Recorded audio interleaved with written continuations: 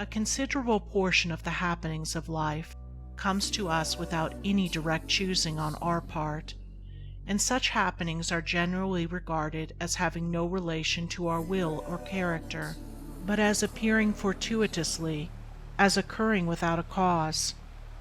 Thus one is spoken of as being lucky and another unlucky, the inference being that each has received something which he never earned, never caused.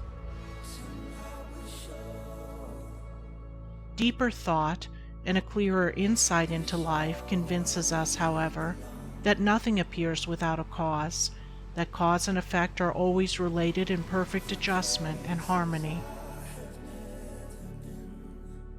That being so, every happening directly affecting us is intimately related to our own will and character, is indeed an effect justly related to a cause having its seat in our consciousness. In a word, involuntary happenings of life are the results of our own thoughts and deeds. This, I admit, is not apparent on the surface, but what fundamental law, even in the physical universe, is so apparent? If thought, investigation, and experiment are necessary to the discovery of the principles which relate one material atom to another, even so are they imperative to the perception and understanding of the mode of action which relate one mental condition to another. And such modes, such laws, are known by the right doer, by him who has acquired an understanding mind by the practice of true actions.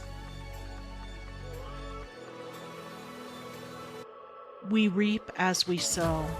Those things which come to us, though not by our own choosing, are by our own causing. The drunkard did not choose the delirium tremens or insanity which overtook him, but he caused it by his own deeds. In this case the law is plain to all minds, but where it is not so plain, it is none the less true.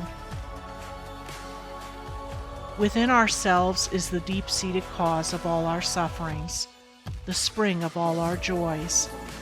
Alter the inner world of thoughts, and the other world of events will cease to bring you sorrow.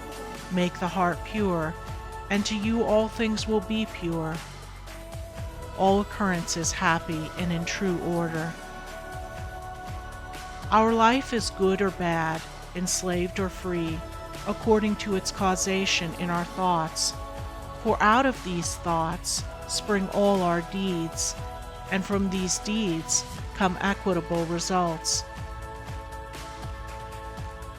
Men strive for money, sigh for happiness, and would gladly possess wisdom, yet fail to secure these things, while they see others to whom these blessings appear to come unbidden. Each life is a perfectly woven network of causes and effects, of efforts or lack of efforts, and results, and good results can only be reached by initiating good efforts, good causes. This truth of sowing and reaping in the moral sphere is a simple one, yet men are slow to understand and accept it. We have been told by a wise one that the children of darkness are wiser in their day than the children of light, and who would expect, in the material world, to reap and eat where he had not sown and planted?